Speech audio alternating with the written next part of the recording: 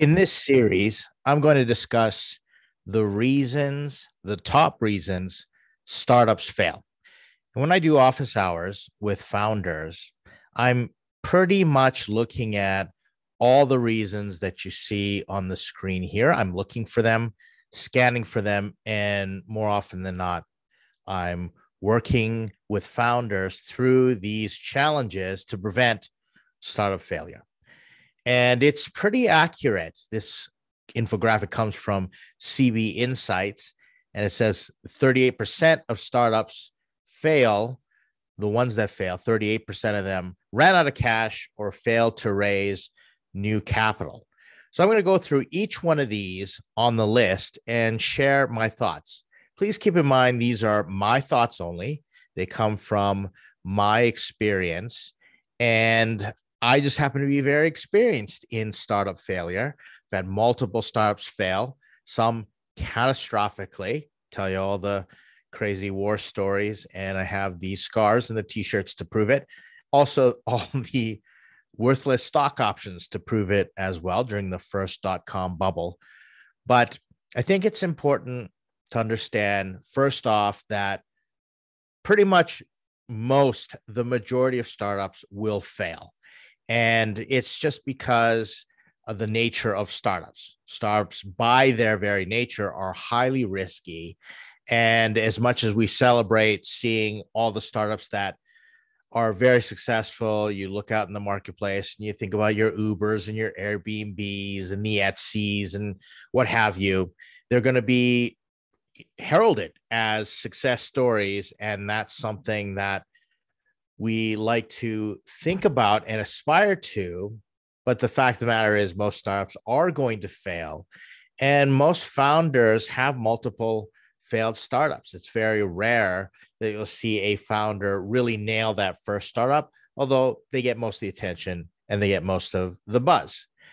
And in startups, in startup culture, we tend to really celebrate failure because of all the lessons that can be learned from it, while at the same time, it doesn't feel very good. And I'd like to think that maybe we can learn how to mitigate some of that failure before having to go through that failure. But I can't tell you, there's something about learning from your own failures, but also learning from the failure of others. I remember one time I had a startup and I went to the board and the investors and I said, we're going to shut this thing down. And I pretty much told them, I've run this company into the ground, my decisions, my leadership, and what have you. And I gave the investors a plan to be able to recoup their investment and save some of the assets. And one of the investors came in and into my office right after I had this meeting and said, hey, how about I give you X amount of dollars? It was quite a bit. And said, so you can start this next startup idea that we have. And I looked at him and I said, did you hear what I just said in the last board meeting? And I explained again, reiterated, I ran the startup into the ground. I'm telling you to shut it down. And he said to me, because you were so honest and because of the way you handled yourself, I trust you more with my money. So this is the thing, investors and most people in the startup game realize how risky it is. It's the new startup founders or the young startup founders or the startup founders where this is your first venture, despite your chronological age, that understanding the top reasons startups can fail can really help you learn as much as you can as you're failing, maybe failing forward. Maybe you've got a whole bunch of little pivots and you've made some mistakes and eventually you're going to get there. But these types of topics and conversations, especially during office hours, can be exceptionally helpful to educate and prepare people for what to look for in the future. I'm going to go through each one of these. As I said, let's talk about number one here. Now, the first one, as we said, is startups run out of cash and they fail to raise new capital.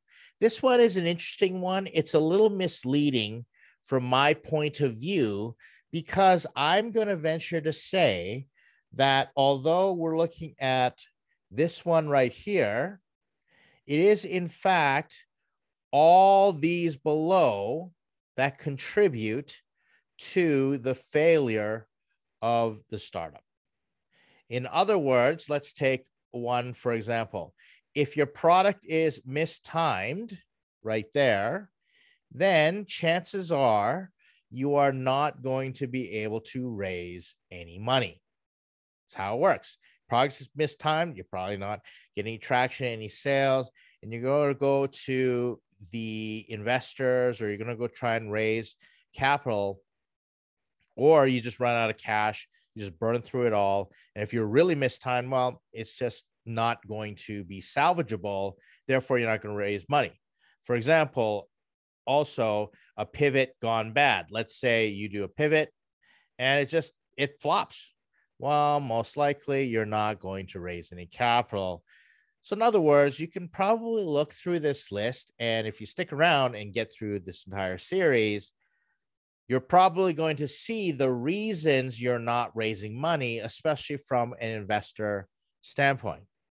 But let's just talk about funding in general and how you avoid running out of cash or failing to raise new capital. I'm going to take this from multiple startup perspectives, but the first mistake that I see founders make is they actually start a startup and the objective is to raise money. And I can tell you that is the single worst reason to start a startup. It's just not worth it. There are so many better ways to raise money, to make money, than to start a startup because of the nature of the risk and what it takes to get to that point. And then the expectations on the startup and you as a founder, should you raise money after? And I have met founders who, regardless of their intentions, I'm not going to judge their inner motivations, but they say, wow, we could actually go out and raise $1 million, and $1 million in the bank would really help me earn some salary, pay off some debt, whatever financial goals or maybe obligations that the founder might have. So they go out and they start a startup specifically to raise money because they think this is the best way. And I know founders who actually even have their own money and who should be bootstrapping it, but they go and they say, I'm not going to use my money. There's that business adage, never use your own money. Well, that's just not very sound advice when it comes to startups. Maybe in other types of deals, like financing movies or real estate or something along those lines, I understand. But because startups are a completely different beast than other types of entrepreneurial ventures, small business, anything when it comes to capital investment, it's just not a good idea. You're not in the right headspace. And I haven't seen really any success from founders start a company, specifically raise money, especially long-term success. So that's the first thing that you really should be thinking about. Well, then many people or founders will then say, well, then how do I build my startup if I'm not going to be able to raise money? And this is the concept of raising pre-seed money on a napkin. And I'm just going to warn you ahead time as well. It is not a good idea to, bank on getting an investor to help you build your product either. And although many investors will say, yeah, sure, we'll invest in, pre-seed or pre-revenue or pre-MVP, right, off a great idea, off a napkin. Those were the good old days. And I remember those good old days because it was crazy, the money that was flying around. What's so easy to start a startup now and to get something built that investors now are waiting to see who's going to rise up to the top past all the people who say, I've got a really great idea and I need money just to build it. Well, anybody can have a good idea and talk a good game, but can you actually build something? That's something investors are going to look at.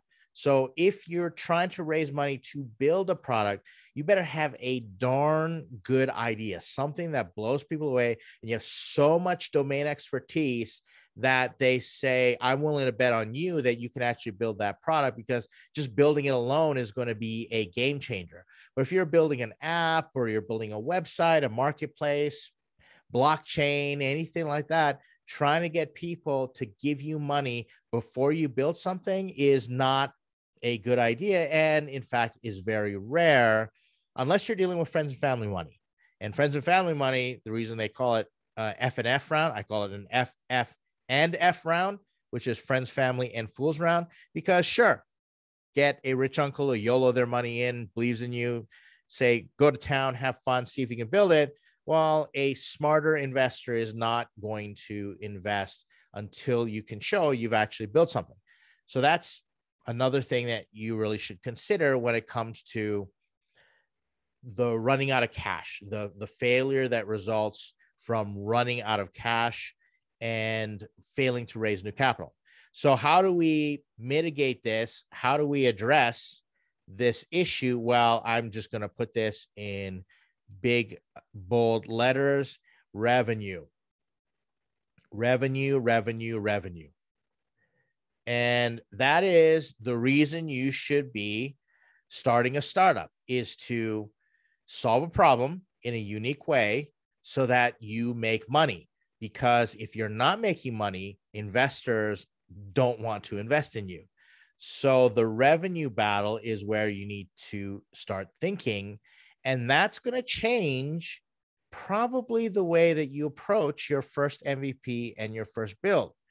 A lot of founders have this huge idea and they say, I'm going to need $1 million to build this, and then we'll start generating revenue. Well, what if you knew that you're not going to get investment and you had to use your own money? Well, then what would you build to get to that place where, what they call ramen profitability, where you're making enough to break even and you can live off ramen noodles?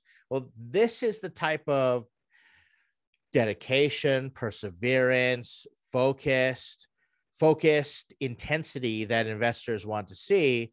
So build your startup to start generating revenue, and that can change a lot of the ways that you approach it. Maybe you're going to start consulting and start building the technology platform to assist your consulting on the side first, and then slowly start to integrate it into what you're offering. And it helps boost the consulting until the point where it's automated and it can sell itself. So you're planning your startup around revenue right from day one. Now, I'm going to add a little piece of advice that we always hear from Will Schroeder and Ryan Rattan on the Startups Therapy podcast. They say founders don't run out of money, or no, startups don't run out of money. My mistake, misquote. Startups don't run out of money. Founders are the ones that run out of money. So now you're thinking that, wow, founders have an opportunity to bootstrap until they're generating revenue. So then here's your next option in there, is the bootstrap. And that's just getting very creative. Like I said, not taking in investment, finding different ways to generate revenue, or going and getting a job. I talk to founders who are telling me that they're driving for Amazon. Multiple founders I know drive for Amazon, especially during the peak seasons, and they just make their money. I know founders who go and take sort of these remote jobs for 2-3 months at a time that pay a lot of extra money with danger pay, et cetera, come back, and then they can live and sock as much money as they can into their startups. And what I typically see is the startup founders that really raise money well, really get that traction going, and are just completely laser focused, have what I call this all-in moment. All-in moment, where they have no choice.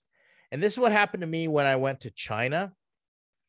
We received some seed investment from China, and part of it was, Ed has to move here and run this thing. So I moved, left my family behind, and I went all in China.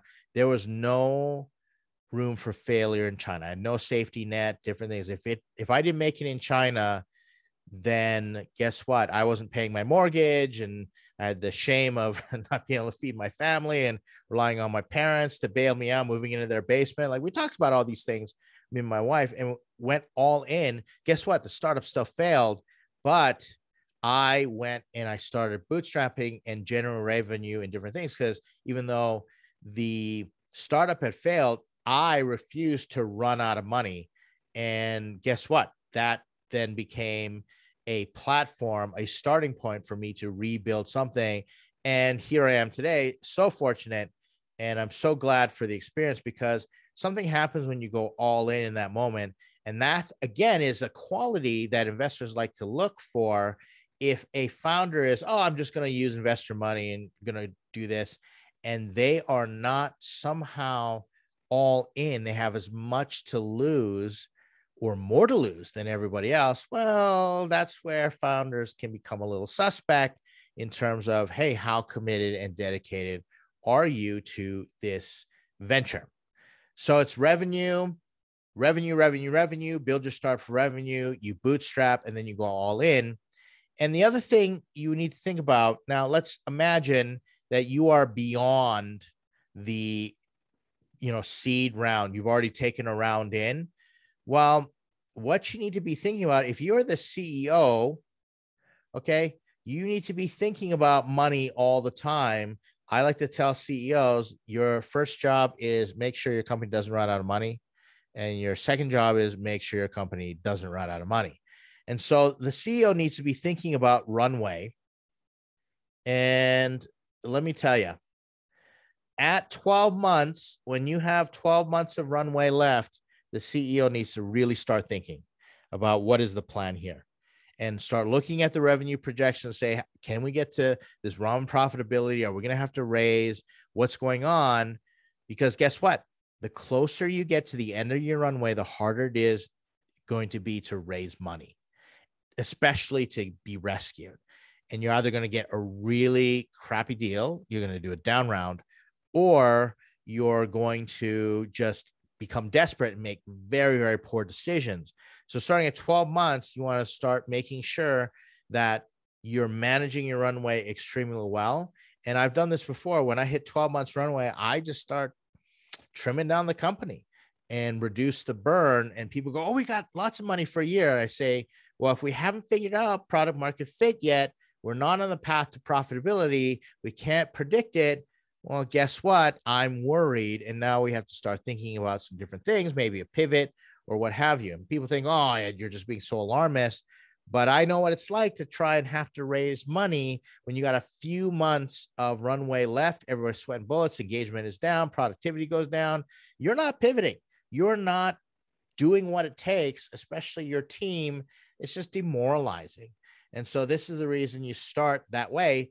But then let's go into the scenario where you go and try and raise money and no one's giving you money for that next round. And there was a great startup therapy podcast about this particular topic. When nobody wants to invest, nobody's around for that next round.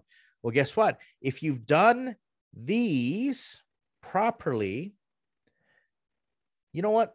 Worst case scenario, your startup shuts down.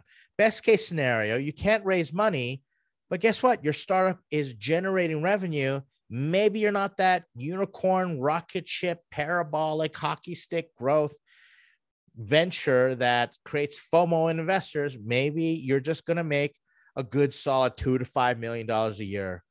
Okay, a lot of venture capitalists will not get out of bed for a company that's going to make $2 to $5 million a year. No problem. But that's a pretty solid business. And again, taking a page out of Startup Therapy podcast episode playbook and saying, what's wrong with that? You can always either work that through, generate a really good living, and then maybe start thinking about your next startup. But that's pretty successful. And unfortunately, we do live in that culture, the startup culture, where if you're not on the way to unicorn, startup founders don't feel like they're being successful when comparing themselves to what they read in TechCrunch or Bloomberg or all these other different Inc., Fast Company, you name it. I used to do all of that as well. But these days, I like startups that, if they don't make it all the way through, they're, nice lifestyle startups and they're generating really good revenue and they're automated and different things like that. And that allow me to live a great lifestyle and focus on my family and different things. Like I said, if you've done these three, well, guess what? You're going to be much better equipped to manage runway and to fight those revenue battles and make the best decisions when it comes to your startup. So here we are. This is the first one. As I said before, you can take a look and pretty much look at all the reasons startups fail and correlate that to the reason you ran out of cash or you failed to raise new capital. But if you start thinking through how you're going to manage cash, revenue, runway before you get to that point, where you have a much better chance of success and you can avoid catastrophic disaster and failure. So that's the first top reason startups fail. And stay tuned, stick with me. I'll hit you on the next one where we start talking about no market need.